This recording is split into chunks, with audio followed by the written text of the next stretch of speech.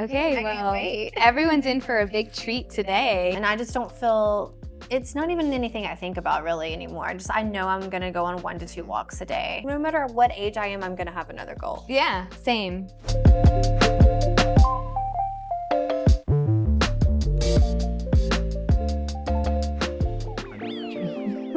Okay, well, everyone's in for a big treat today. We have one of our best friends here with us, Courtney Carlino.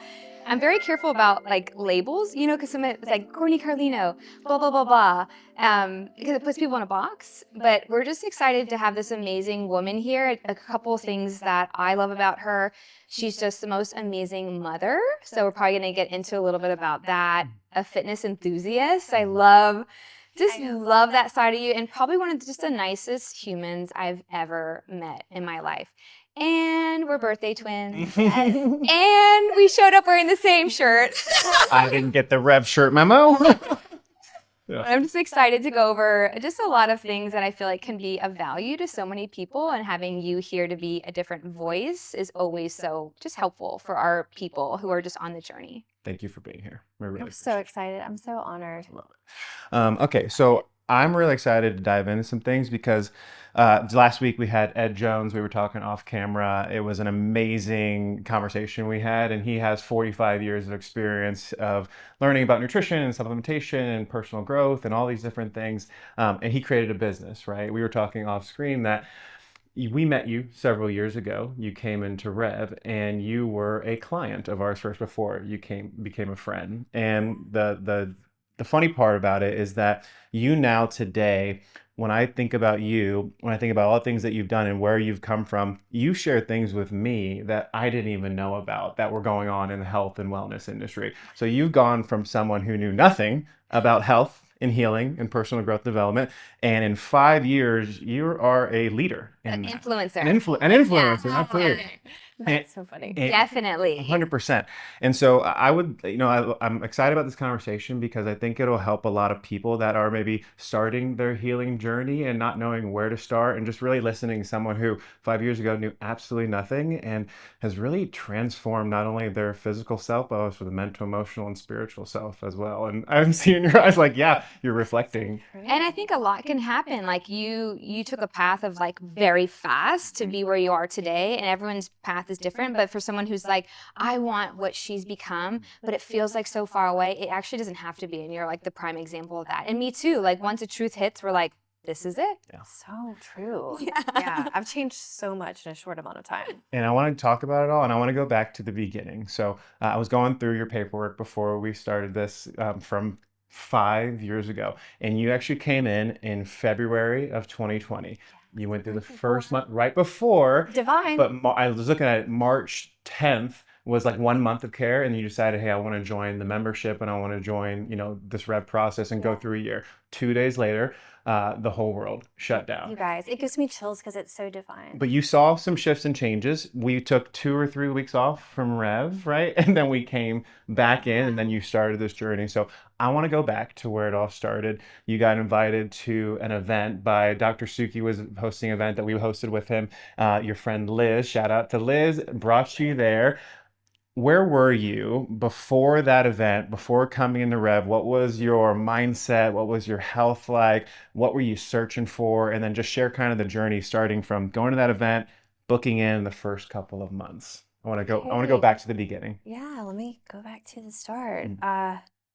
Okay. So in life, my boys were really little. That's so neat to think about how small they were. And I was so happy and fulfilled in motherhood. And with Chris, I mean, he's just a wonderful human and partner. There was nothing I would change about my life, but I had anxiety. And anyone that's ever had it, it's kind of hard to remember in some ways, like how it used to always feel, but it would go to just like an undercurrent of unease to at times like really intense, and nothing even had to happen. Like I was genuinely so happy in my life, but still had that, and felt kind of like a failure because yes, I've had some things growing up that I could see could contribute to some of the anxiety I had. But that was in the past, and I felt like I'd mostly let it go. and it was still there. And when you have anxiety, I'm sure it's different for everyone. The thing that it did that I felt was really holding me back is making me more irritable than I really felt, making me have less of a threshold for daily life with toddlers, just all of those things. And it's kind of sad to remember, like, really beat myself up for that because I knew I had everything that I wanted. Why do I still feel like this? And before I even had Cole, so this is going way, way back, I did try to go to a doctor, and she put me on, I think it was Xanax. And I think I took it like once or twice, and I felt so not myself. I felt horrible. I think she gave me a sleeping pill too, and it just didn't work for me. And my heart goes out to anyone that's trying to find relief from this, because I'm not someone that looks down on anyone that chooses a medication. When you feel like that, you want to try anything. But I had tried that. And then I thought, well, this is just it. I'm going to have to cope. This is life. And it's funny because I had followed you guys on Instagram for a while. And because I had never been to a chiropractor, I just thought it wasn't for me. And I don't know if I just only looked at pictures and didn't listen. It's not for me. It's not for everyone. I mean, it's just always perfect, even if we don't understand why, like, things don't happen right when they do. But so then at that point, we had just moved to Signal Mountain, and I met Liz for the first time, and she shared with me that she had been going to Rev. She's a next door neighbor of a good friend of mine, Kirby. And I said, oh, you do? And she was like, yeah, and I really love it. And I was like, oh, okay. I think she was going for actual back pain at the time, but she kind of talked more about it and made me understand that it's something that I could do. So then she invited me to the event with Suki. And I don't know if you guys remember that day. It was pouring rain. Yes. Like the biggest rainstorm, and cold and nasty. And I remember Chris and the boys dropped me off. Or maybe I rode with Liz. But I went in not knowing what to expect and got to listen to Suki for the first time. And that was such a I just feel like I transformed in that moment. Because when he explained things about his life and healing that he had in his body without any medical intervention, I just knew he was telling the truth. Like, I have a really good instinct for truth, and I knew that Suki was telling the truth, and I connected to that. And I, in that moment, just thought, there's so much more possible that I did not know. Oh my gosh. When you heard that, you had that instinct for truth. Was it hard for you to believe that that was possible for you as well, or was it something like, hey, I hear this and I'm ready to go head first, and I know this is going to work? Like, were you hesitant, or then you come in, it starts, like, what was your journey of like trusting deeper and deeper into your body? I don't think in that moment I thought that would be possible for me.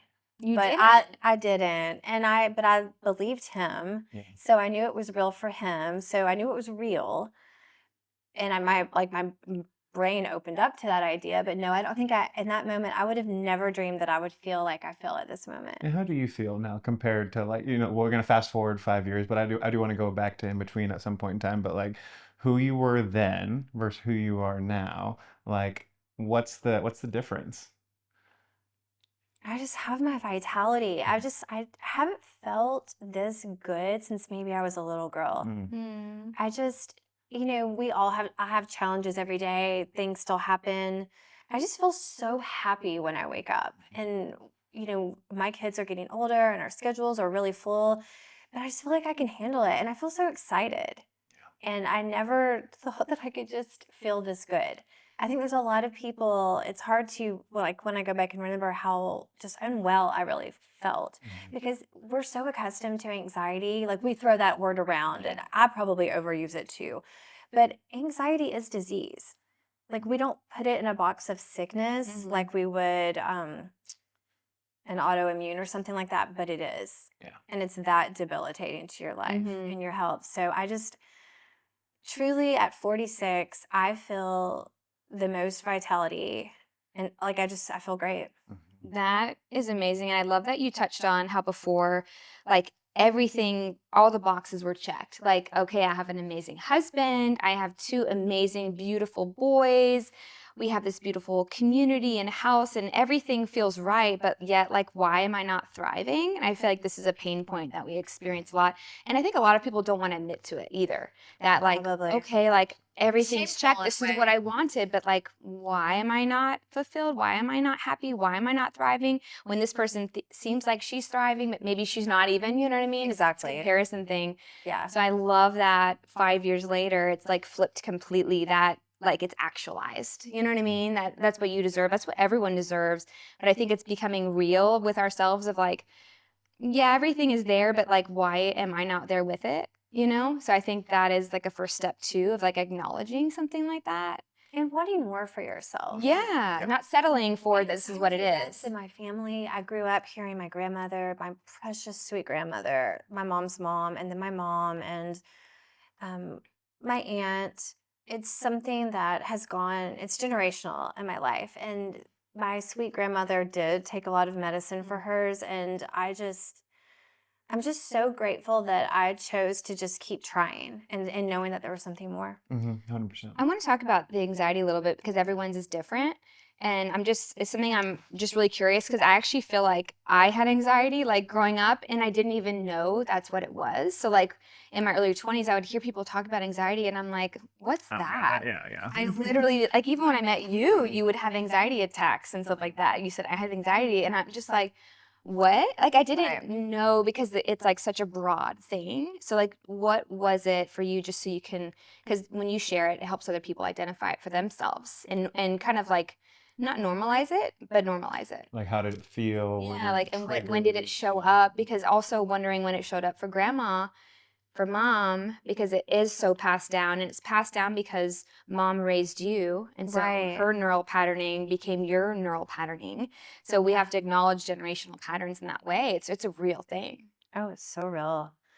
It would vary for me.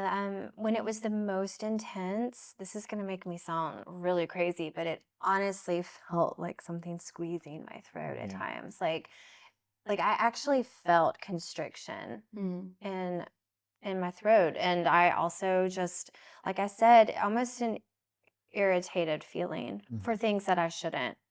I mean, we all know what it's like raising kids and things go wrong, or not even wrong. Like things happen all day and you've got to roll with the punches, and most of them don't matter.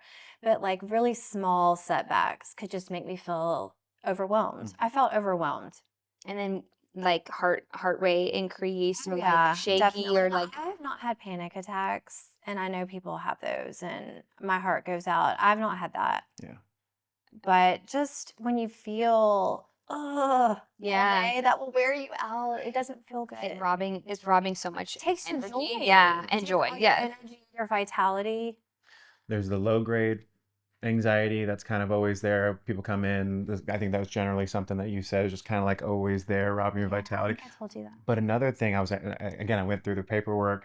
You said something about I want to feel a certain way regardless of the external things I said happening. that. Like you said something about the Where? external things around me. And so that's your perception system, right? Your nervous system, mom, grandma, family, life circumstances, all those things that have happened. They built up those certain pathways, and then something from the outside happens and it triggers that response within the system, right? And so you going through this process, I mean, I know you as much as I know you as a good friend, and going through this process, like I have to say, you have definitely overcome allowing those external things to really impact your nervous system. And that's like the biggest thing that we try to share with people. It's not that if the challenges are going to come, it's when they come. And it's your ability to not go through that reaction. So kudos to you, and you've put in that work. And the biggest thing, you were saying you're so much more. You feel so much more vital now. You still feel that energy. You have more joy. You are what I like to call an avatar. I think I told you this a long time ago. did. An avatar in business, whatever kind of business you have, is one of those people that like it's the yoga mom or soccer mom that is 40 years old and has a husband who has a high paying job and all that different stuff and like can just do whatever. Like people have that avatar, right? And it's funny because you kind of check some of those boxes, but really the emotional and mindset of who you are, that's the real avatar. Because one, you were open to something different, but the biggest piece too outside of openness is that you took autonomy for your life. Like you came here and you got this support, but outside of here, it wasn't just coming here. You did other things. And that's really what I want to kind of dive into. You went from knowing absolutely nothing to really learning a whole bunch of different things. So for the people that are listening, like along the way, like what was your journey like of like, hey, something opened up, things are shifting and changing. Like what motivated you and what did you start looking into to like start making some more shifts and changes in your life? Because it's become part of who you are now. Yeah. And so it's just some of the biggest lessons you've learned that I'm sure people would find huge value in that.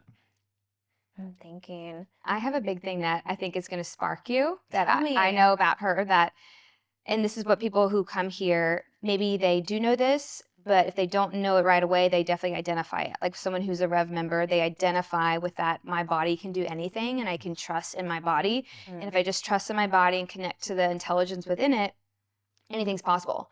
So I feel like that I would love for you to speak about that too, if that comes up for you as far as like your journey and like you didn't know to trust in your body maybe. No. Yeah.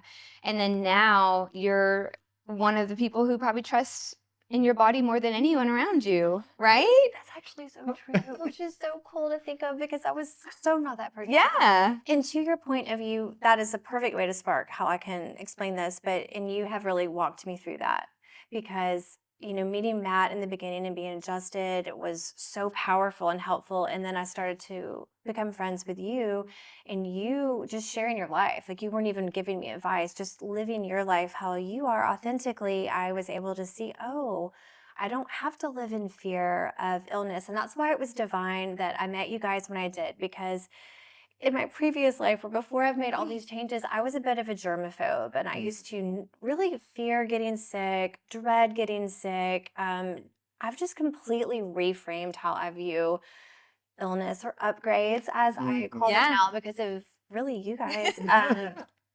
Yeah, it's just that understanding our power as a human, that we don't need anything outside of us really to heal. And Rev and what you guys have done, to help me with my nervous system is very powerful, but really, a lot of it was me and the changes that I made. And anytime we go through an illness or an upgrade, we truly upgrade. It's nothing to fear.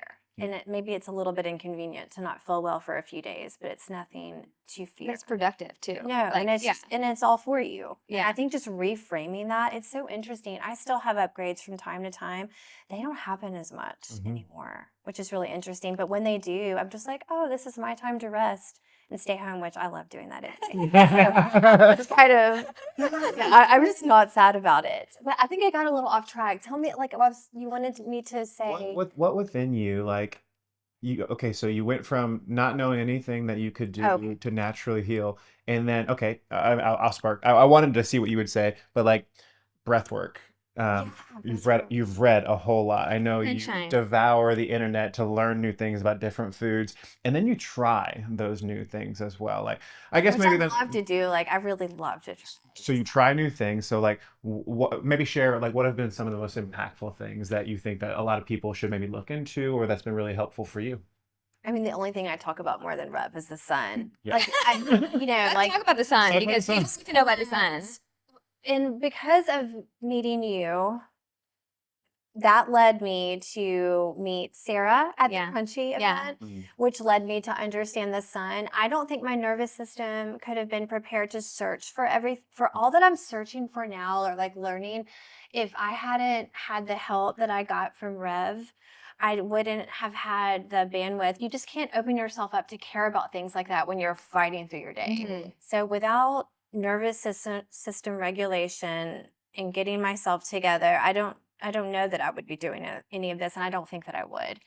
But the sun, morning sunlight is how I started, because I met this girl, Sarah, shout out to Sarah, at a really fun Crunchy event.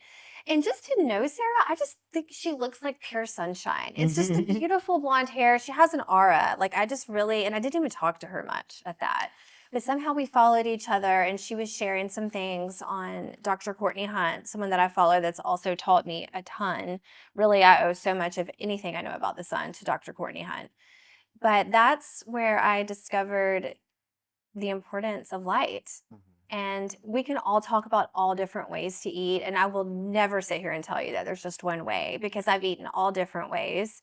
But it all goes back to light. and light is our food. Like where food grows is light, and it's information. And what works for me is I eat more seasonally when things would, I'm gonna eat more carbs and fruits and vegetables in the summer when they would be around me, and I do less in the winter, but I also do it all. But to me, light is it's what controls everything. It grows everything, including us. We should never be afraid of the sun. Well, and that's what I wanted to bring up is that people are afraid of the sun. I used to be. And why do you think? Why?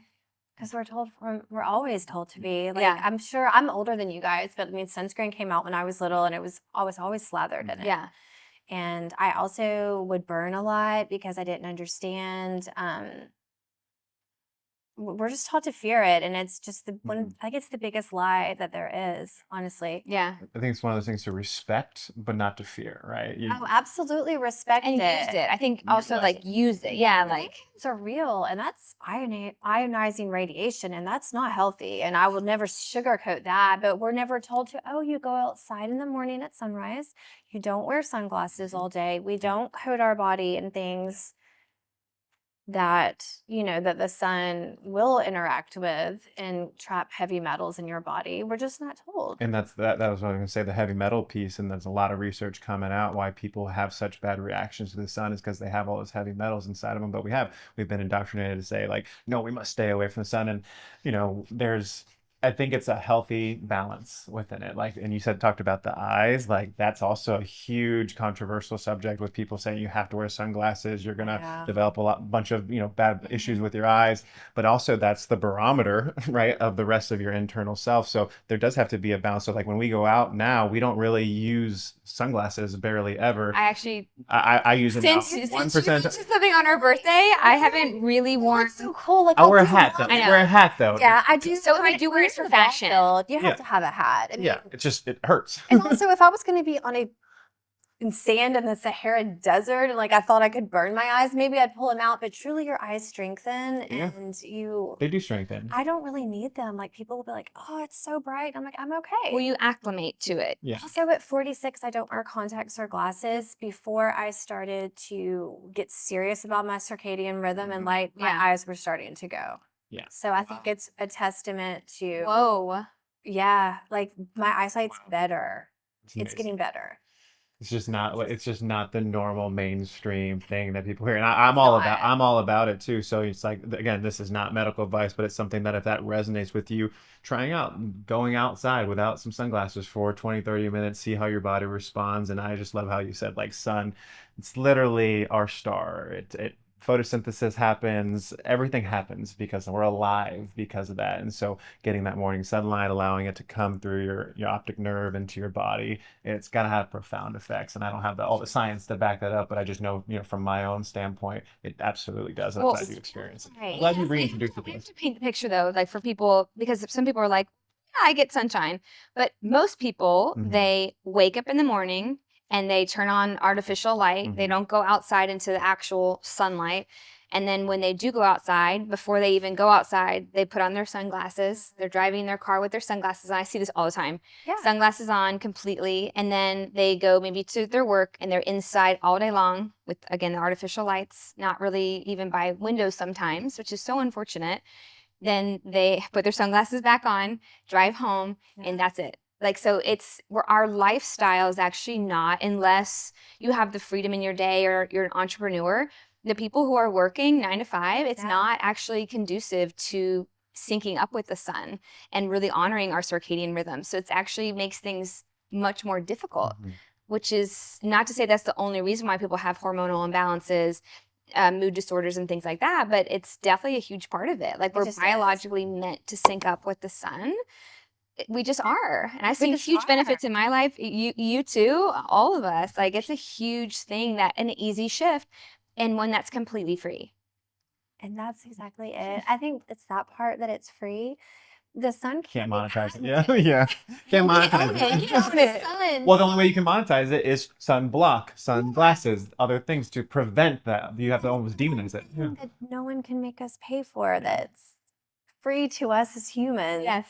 So, I mean, breath work, going on nice long walks, going out in nature, free. sun, all free, and some of the greatest tools for healing, which is, it makes you think a little It bit just as well. It does. really I does. mean, you don't have to be a conspiracy theorist to just realize that the sun is the one thing that, Mhm.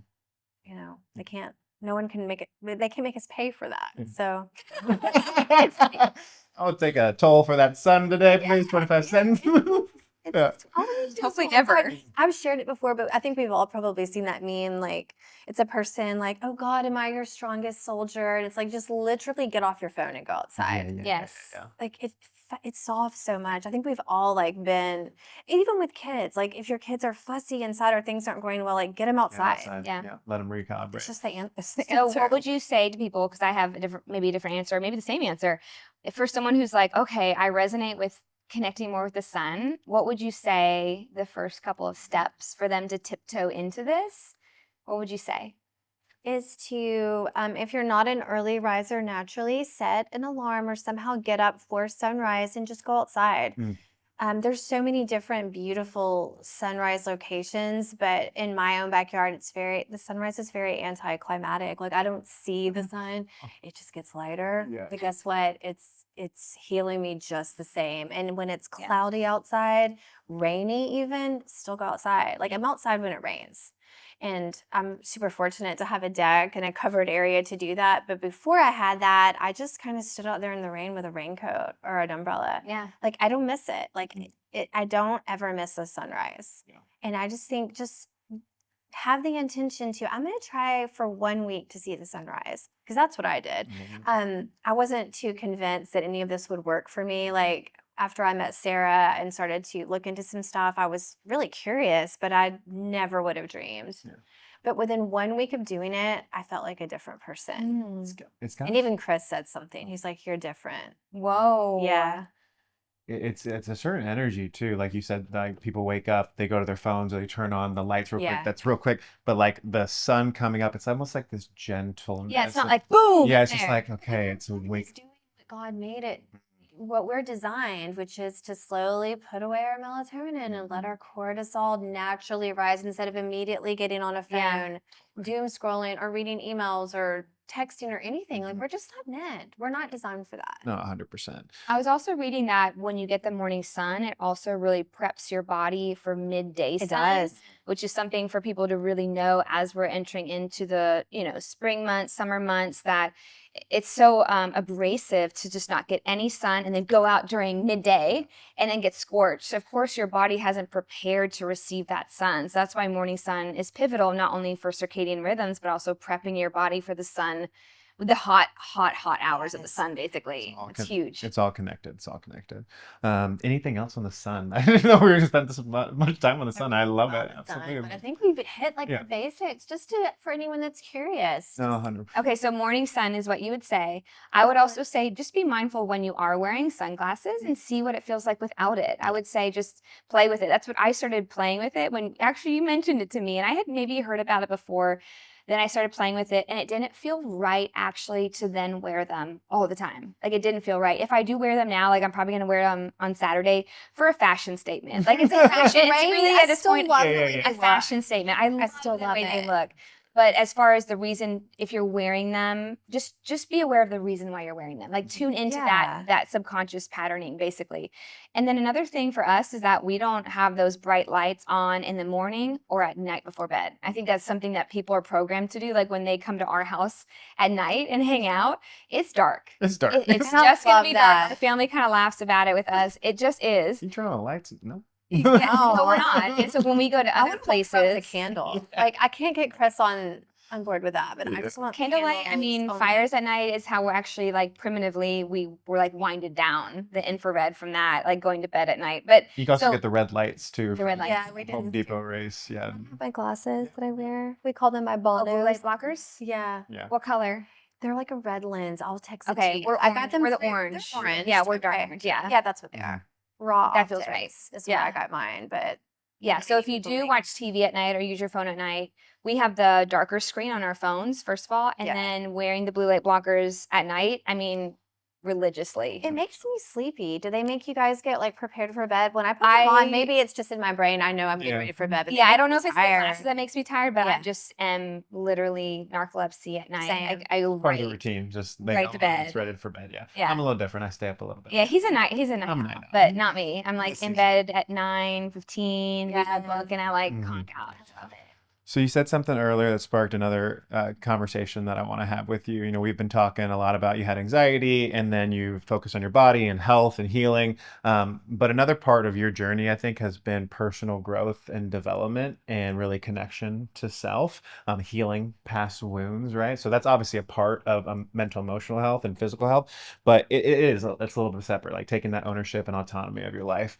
You said earlier you love being home. You love being a stay-at-home mom. You've done it for years, right? How old's Cole now? He's 12. I worked a little bit when he was first born, but I've been seeing him for 10 years. So 10 plus 11 years. now. And now you're doing some personal training work just to kind of, plant that seed. You're moving into that. But for 10 years, you were a stay-at-home mom and you loved it.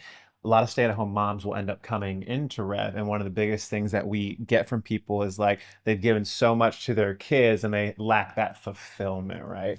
I think that you have found fulfillment because you've gone on a journey within yourself to really love your children, be there for them. But I think it's also because you have the same belief that we have, is that our children and our partners, but our children are our mirrors, and they provide the greatest opportunities for growth and healing. So because you see them as that tool, I'd love to I think this would be supportive for people that are stay-at-home moms or are with their kids a lot, or even if they're not, they just, want to become better parents. Like, what lessons have you learned with all that time spent with the kid, and what gifts have you gotten? Because I just think it'd be a great thing for people to hear. So many lessons. My sons are my greatest teachers. I say this all the time. They are my mirror. They definitely show me everything about myself, and particularly Camden. Camden and I are so similar. And it's really beautiful, actually, because I can see him in a moment react how I do. And I'm like, okay, what would you need, to help him through this moment? Because we're just very similar. And Cole and Chris are really similar. The best lesson I've learned from my sons is just letting go, and I'm not as uptight. When you have boys, I think anyone that has, well, children in general, but especially boys, and especially my boys, they're full on. Like, you guys know that. They've taught me to loosen up and let go, not be so serious. They make me laugh all day, every day. Yeah. That doesn't mean that every day is perfect, because anyone watching this, like, no, I still lose my mind, probably almost daily sometimes, but they've taught me just to loosen up. And that's why I'm so thankful I had boys. I'm just a very girly, feminine person, and having sons has just been another side of me to tap into and learn. I have so much more appreciation and respect for men. And I never didn't. But like, when you raise a boy, and my oldest is 12, so I'm and almost 13, really, just watching these changes, just admiration and respect for males. Do you know what I mean? Do you ever feel that with Rocky? Yeah, of course. I mean, we're raising a tiny man. Yeah, and I've never not had appreciation for men, but it's just that much You're seeing more. it differently. You see it. You see just how sweet, pure, and I use the word simple not as an insult. And I like that, because I'm complicated. Yeah. I'm particular. I know. And my sons really, I mean, they are. Of course, they have that in them as well, but I just like that. I like that about men. Yeah. I want to go back into the mirror, because I think some people don't know what that means. Okay. And I want you to go back to when you first heard that, and maybe you've always known that since your babies were little. No. I knew that going into motherhood. I didn't. But it still doesn't make it easier. But I think some people, when they hear that, our kids and our partners, our partners are definitely our greatest mirrors. Like, are the people in your house, the people in your household are definitely your greatest mirrors. But I think some people, when they hear that, I think we just want to point the finger at things and circumstances that's their fault.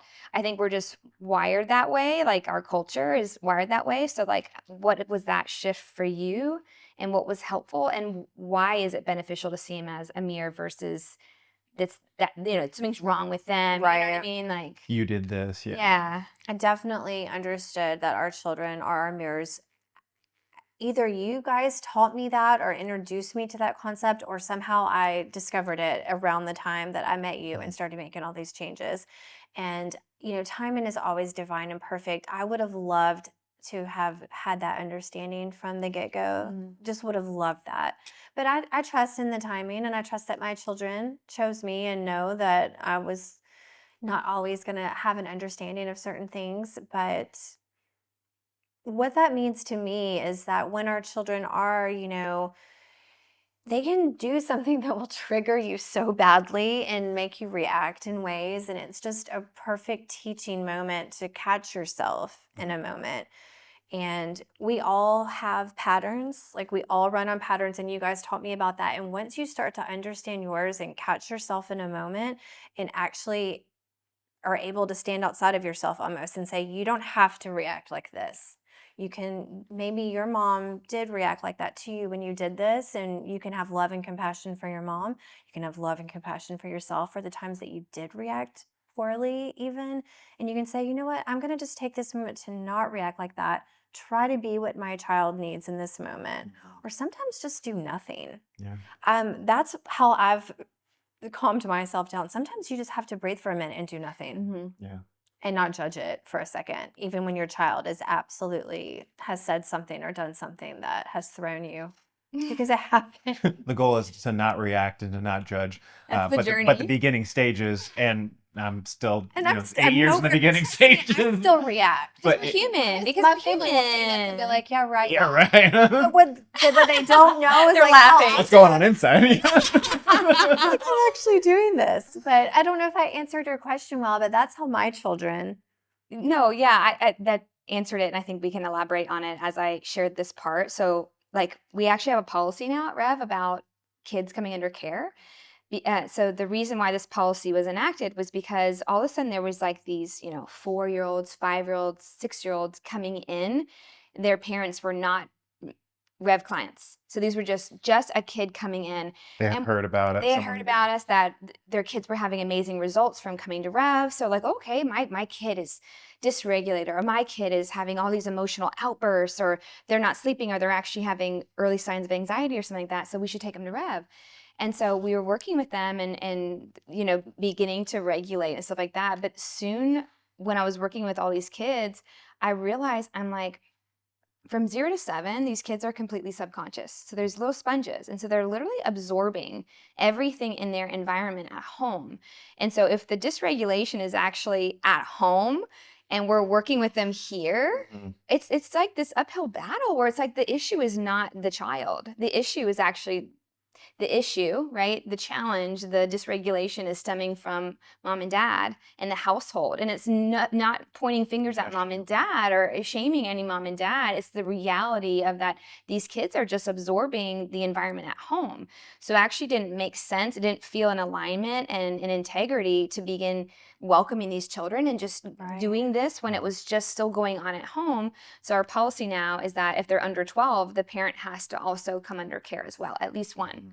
And the changes are astronomical because of it. If they're over 12, it's a little different because the child is a little older, but under 12, that is a big thing. So like our children are always reacting to us. So like if our kids are going through like a crazy little outburst, we're both like, it's one of us. It's one of us or both of us. Like what? Yeah. That's the reason, and that's the biggest shift as a parent, that I feel like it's helping me to be my best mother. Instead of pointing it and be like, I'm going to punish you because you're acting that way. I'm like, they're acting like that because of me right now, and that's a hard thing. That's a hard thing to accept, that I'm actually the problem in this moment. That I'm so true. You know what I mean? That's been the biggest thing about them being our mirrors. I mean, they're showing us about ourselves. They're acting up, and looking at it with yourself, you can calm yourself down. Usually the kid will calm down too, but it's also a different aspect. We've had a woman come in, and she said her kid wasn't very affectionate, wouldn't show her love. She started getting adjusted, and a couple months later did a reassessment. She's like, my boy has now been like hugging all over me and loving me. So it's like vibrationally, like the kid was repelled maybe, and then she started healing. So it's just like, it's owning, it's the message we say all the time, taking autonomy, taking ownership. And when we change our internal frequency, the things around us begin to shift as well, which I know you and your boys have a wonderful relationship. And I'm sure it's probably gotten even better over the last, 5 years going through this process. So, yeah. I think so. And I'm just really grateful that I've done all of this because I'm in the process of raising a teenager and it's different. And it's really exciting and fun too. But yeah, You just keep us, grateful. you keep us updated on how it goes. Let us know because you're a few years ahead of us. I know, and I can't believe it. Aww. Okay, so stay-at-home mom for all of these years. Now we're moving into this last year and a half, 2 years, personal training, correct? Well, it's just started. Just Started. Oh, I So thought it was I've last year for some I've reason. had a personal trainer for how many years? Maybe going 3, I think. And he's just become a wonderful friend. Mhm. And the whole reason I got a personal trainer is because I was too shy to go into the gym by myself. Oh, really? So I've always worked out, but I just worked out at home with the boys, like Because you crawling all probably over know what me. to do at the gym, and I think a lot of It's really people. silly. Yeah, but no, I no, don't. that I makes a think lot I'm of the sense. only I one. think a lot of people are going to resonate with that. That's why I wanted to talk about that. Yeah, I just felt so shy and I just always worked out at home because I was with the boys and it was easier to do that when they took a nap and I was fine. But, eventually when you start your workout journey, you will kind of hit a plateau and get to a point where like I need more, but I don't really know what to do. And I felt the call to go to the gym, but I didn't. I was too shy. Mm. But eventually I did call and I have a personal trainer and even though I'm now personal training, I still have a personal trainer. I think that's good. Shout Just like So we're good. Oh, absolutely. it's like Just- we have a just coach and adore we coach people. Like Yeah. you should always have someone who's supporting you. I just always want to have that in my life. Yeah. I love to be pushed and I love the accountability. And I've told this to you, I love to be led. Mm-hmm. Mhm. Mm-hmm. Yeah. I love to have someone that I trust and let them lead me. I do. I know. That's- I just believe Chris is you. that person for me. Yeah. But it's an honor to now do that for someone. It's the observer effect in physics. It's like you have a greater chance of making a massive shift if someone else is involved in a process, like a solopreneur versus like someone who has a couple people that are supporting them, right? The solopreneur is going to do great, but they're going to have to put a lot more time, energy, and focus to get the results if they have a team behind them. So that's what you're providing for people, essentially. You wanted to talk about the benefits of. Well, I actually wanted to talk about I think that just the bravery of like you. So if you're 46, Yeah. and I think sometimes when people are in their 40s, it's like they won't maybe kind of have a career shift or like, as your boys are getting older now, I think most people, that's why I like when there's empty nesters, Yeah. it's kind of like a midlife crisis because it's like, oh, I've been giving to my kids this whole time. And I mean, I can't even imagine my kids leaving the house at this point because our son's 8, our daughter's 6. But I can feel into that feeling of once they leave the nest, leave the coop, it's like, who am I? But Yeah. you are investing into yourself and always have been, but in a way to where like, you're like, this is what I want to do. And I think that's really brave. Again, 46, to do that. So I kind of wanted you to share your process, you know what I mean? Of that. Yeah. I think it's very courageous. Well, thank you. It didn't feel like I was doing something really brave. It just kind of feels like the authentic thing to do. My boys are getting a little bit older, and actually our schedules are really busier than they've ever been. But I have to definitely thank Chris because Chris really kind of pushed me. Shout He's out like, Chris. shout out to Chris that you should do this. And he was right because it's something I love to do and I love helping people. Mhm. I really do. So I've been personal training for, I think, 3 months now. And it's so fun. I don't feel like it's a gift for me to do it. I just feel really honored anytime Does someone. it feel like a job?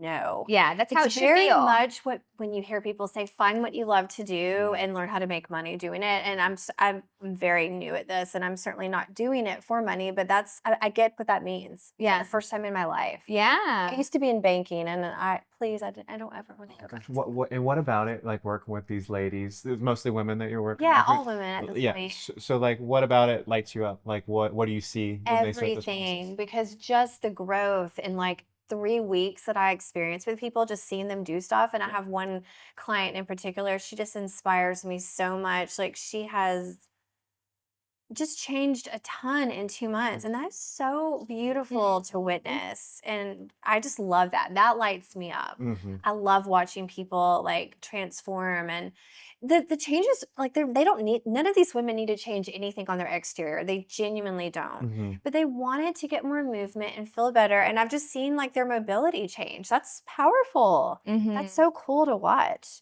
But to your point of me being 46, I just have to say there's so much stigma around aging. And I remember when I was little, I don't know if your parents did this, like all the parents when they turned 40 would throw a party and say, Lordy, She talks about this all the time. so-and-so's 40.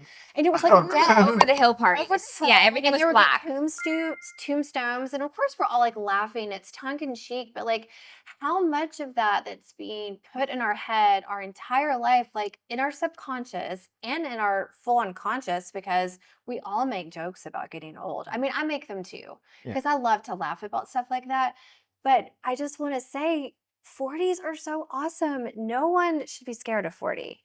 But why do you think? Now I'm excited But for why 50. do you think? Why do you think they are? Because we're told it's the end of it all, and it can be. Yeah. If you don't take care of yourself, if your nervous system is jacked, if your hormones are jacked, I'm not going to sit here and say that you're going to feel well. You're not. Yeah. You won't feel good. Yeah.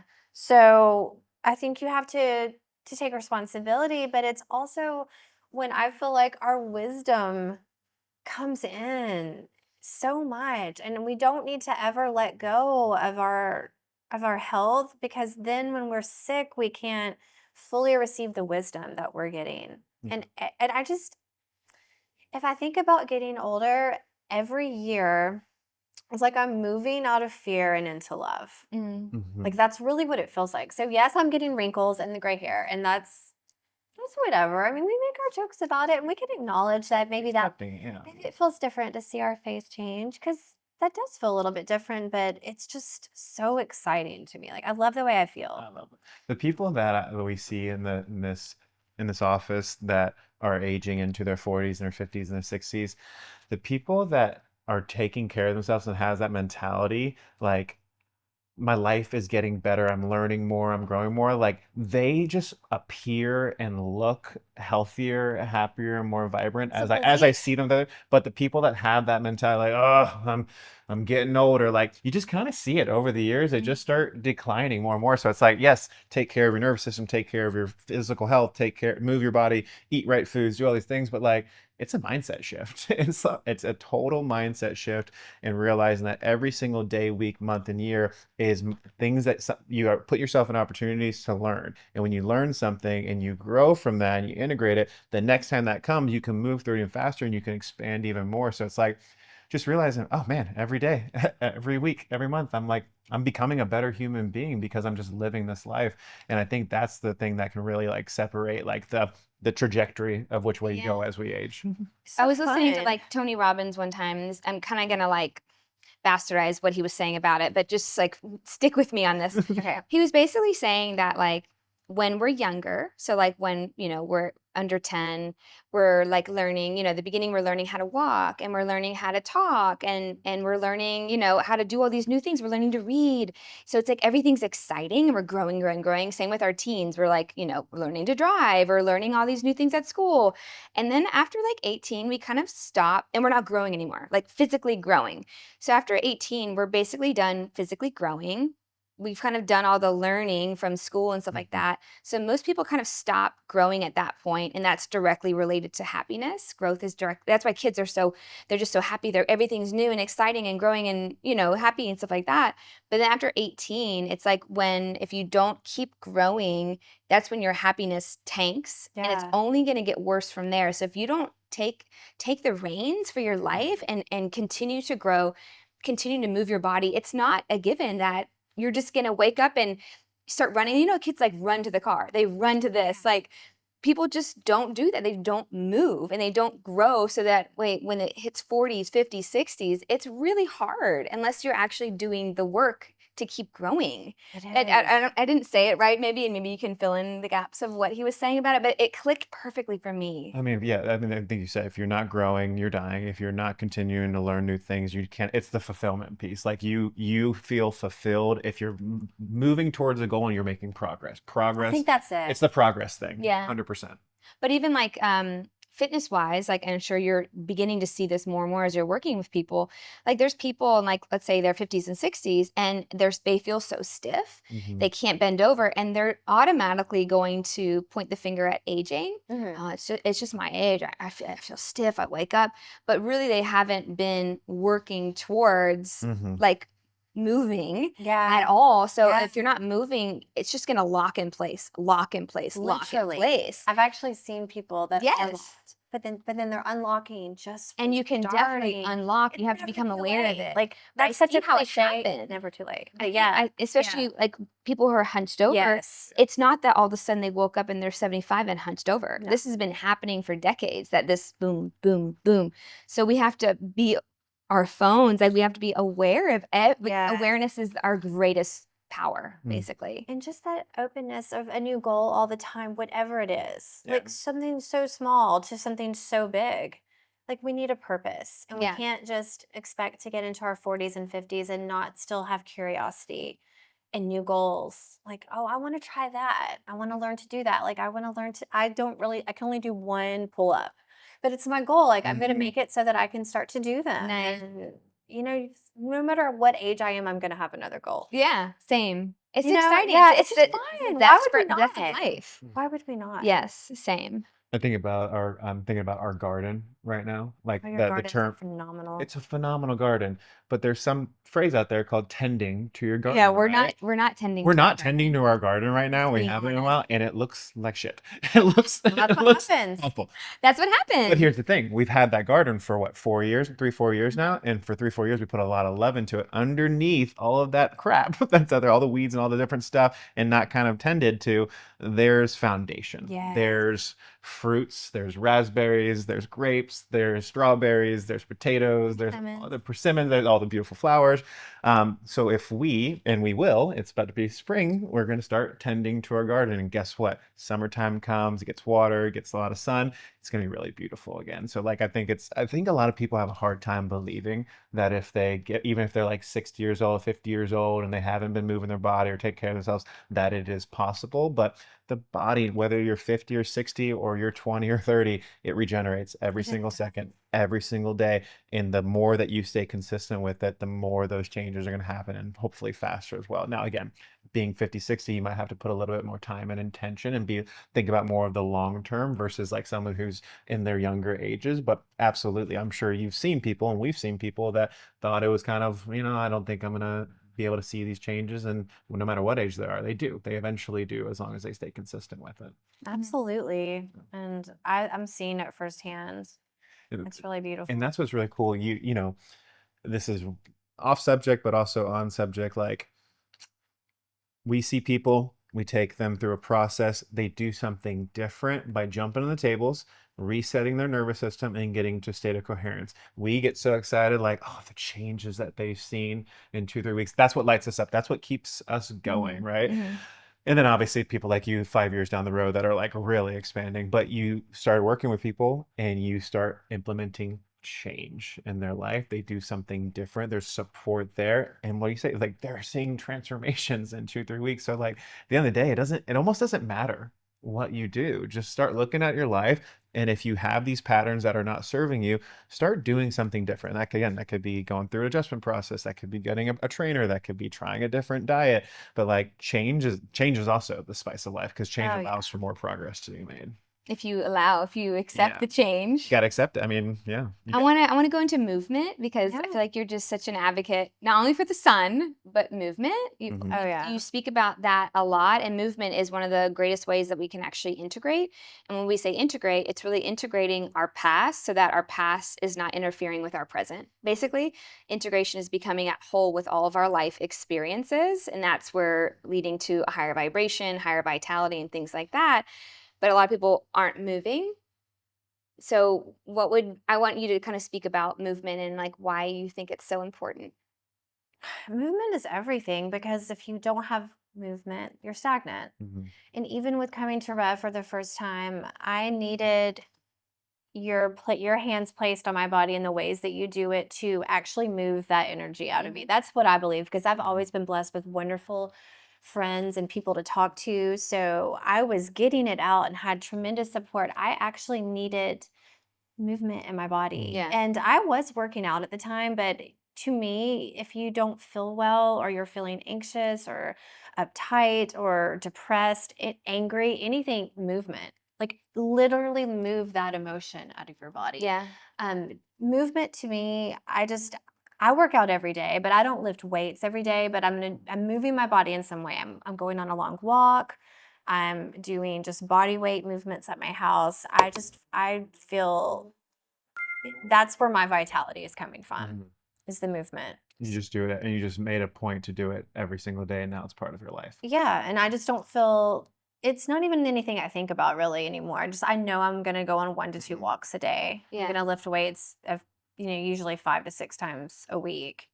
And it's like brushing my teeth at this point. And at first, was that hard for you? Like, did you go from a place of not working out, or were you always working out? I worked out consistently in my 20s, and then as I was working more and became a mom to Cole, I didn't. My time was so stretched because I was working full time by the time Cole was 4 months old, until he was 18 months old when I was able to stay home with him. And I really put it on the back burner. And when I look back on my life, I had pressure at work, a new baby, and no movement. What did I think was going to happen? Yeah. Recipe for disaster. So I mean, I think movement it's key to life. You can't not have it. But my workout, like my physical transformation of working out and like lifting weights, has changed so much in the past 5 years. I do that in a different way than I ever did Yeah. before. People get intimidated by working out. Like you said, they're I too timid was to go to the gym. way But too scared. Ed Jones, who we had on, is a great example of this. He works out all the time, but he Yeah, goes to he's the gym. awesome. But this other guy who I really respect, he's in his 60s. His name's Mark Sisson from Primal Kitchen. You've sure seen their mayonnaise, their ketchup. It's really Yeah, I clean use that. avocado Yeah, oil. He's amazing. He's Yeah, amazing. I don't know much about him. He is a very beautiful 60-plus-year-old man, ripped, jacked. Just And yes. he just talks about it all the time. It's like you have to make it part of your life. Like, go do something that you like to do. Go for walks. Go play racket sports. Go play tennis. Go play with your kids. Go for a hike in the woods. Go surfing. Like, those are the things, like, people get intimidated to go to the gym, but like you don't have to. You don't have You don't have to go. overcomplicate it. You don't have to do what you see in fitness stuff or whatever, or influencers. You gotta go to the gym 5 times a week, do a HIIT interval. Like, just move your body every single day. And I think that's the people that live the longest and are the healthiest. They find a way to incorporate it into their lifestyle, and it starts off with intention. Like, they have to like put it into their schedule, but like, if that's just your life, now you wake up and I know I'm gonna work out, like, it just becomes part of who you are. It just does. I think taking out the overwhelm with like, where do I get started with like fitness, or even we were talking about it earlier, with like the sun or like health tips. It's like there's so much information and so many options. It is overwhelming for people, and that's why some people just don't, right? I think so. So I really think the remedy, which is going to take out the overwhelm, is that if you just connect to your true self, connect inward, focus on connecting to you, the guidance is always there. Like, that's why, like, the sun, your path with the sun came, you know what I mean? You weren't like, Truly. what do I do? You were just like doing your thing. And that's when you met Sarah. That's when you learned about Dr. Courtney Hunt. That's when the sun really came into your life. I really believe everything unfolds like that. And so just to really not be so overwhelmed by all these options, and just really trust that the things that you love to do, just keep doing those things that you love. And it's like pulling on this cord, and you just keep going, and then everything's laid out for you. Like, that's really how at this point I live my life, because it's so overwhelming to effort. No, just stop. Find your joy and follow that joy, and the right people will lead you to the right things. The right experiences will lead you to your true self. Like, I really believe that's the way we're designed to live. Like, I really believe that's what it is. 100%. Beautiful. Same, and that's why I love the way that you do rock climbing. Yeah. That's so inspiring to me. I don't know that I would do well at it. I mean, I could try, but I would love to just take that's what you. you Oh, you're love gonna to definitely do do, it. and that's what you should be doing. I love going on walks. So, like, to me, that is my walks are every bit as powerful, if not more, as the weights that I lift because I Yeah. just love it. Totally. And just like you playing a softball game or basketball or soccer, Yeah. like you could go back to when you were a kid. Like, what did you like to do? Yeah. I mean, people. Even skipping. Like Yeah, the other day, I read this article on how powerful and important skipping is skipping's for so our great. brain and mind to body connection. Like, when was the last time you skipped? Right. I don't know, but I I literally probably did go the home and other do it. day. Earlier today.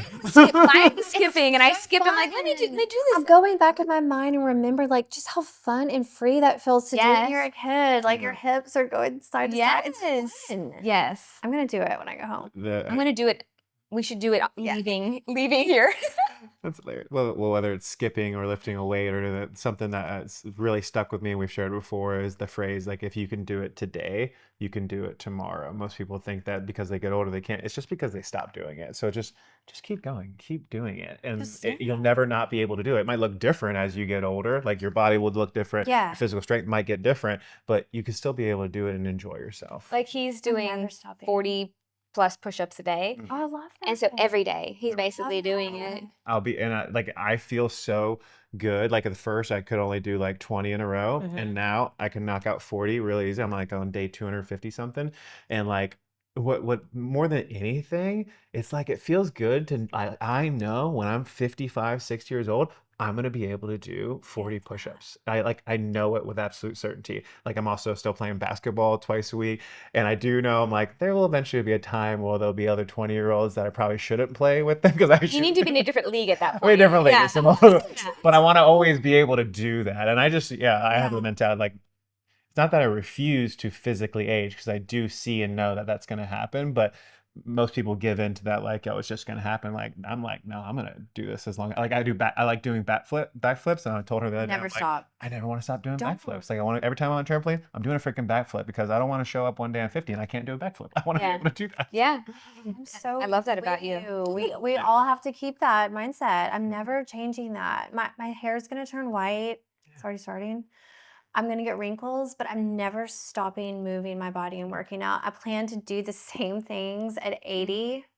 I'm planning to live into my hundreds actually. My grandmother Nanny lived into almost 101. And I'm fully set on at least that and to do it well. And I'm going to be working out. Like you guys can hold me to this. We can talk Absolutely. about it. We will. Absolutely. How many years? 60 years? We will still be friends for sure. Yeah.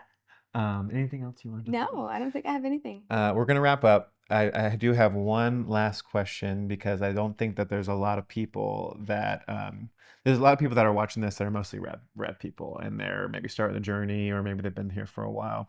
But you came in originally because of anxiety. The adjustment process helped you to begin moving that energy. You started integrating, your bandwidth started to open up. But you've been, you're also a different mentality of like, I'm a trainer. I know what I'm doing, but I still have a trainer. 5 years ago, the adjustment process versus why you continue to do it now. Like, I think it would be helpful for people to hear, like, what's the difference Like, between why you still get beginning, adjusted? why do you still get your sessions? Because I have more vitality. I am my most authentic self, and I am just, for lack of a different description, a better human when I am being adjusted. I get all of our schedules become full, and like my kids are going in different directions, and I live about 25 minutes away if I'm doing the speed limit. So sometimes I can't. It's harder for me to make it here sometimes, and I'll go like 2 or 3 weeks just because of life and things happening. And I just start to slowly notice my bandwidth shrinking, and I just feel when I need to come. Like today I had a wonderful vacation last week, and I knew I was so excited to come today. And I see the changes in my life, and I've never intentionally thought, oh, well, now I feel better, I'm not going to go anymore. I've always set that intention in me to continue with my adjustments, but sometimes I get busy and I don't come, and I feel it every time. And me too. Yeah, me too. Yeah, literally me too. Go It ahead. stacks on and on and on, and it's just like this big offloading, like this pure moment of coherence that is life-giving. I love it. I'll always do it. I love it. I think the biggest thing that people say when they take a little bit of a break from here and then they come back, it's not that all those changes that they made or their life is like back to square one, but when they come back, it's like that little bit extra, like, oh yeah, like I remember, like this is how I feel when I'm really feeling good. So it's just that amplifier. It's just there to hold that space for the shifts and changes to happen at a higher level. So I love hearing that. And real quick before we wrap up, if you guys are in Chattanooga and are looking for a trainer, I should have said this when we were talking about it. I meant to.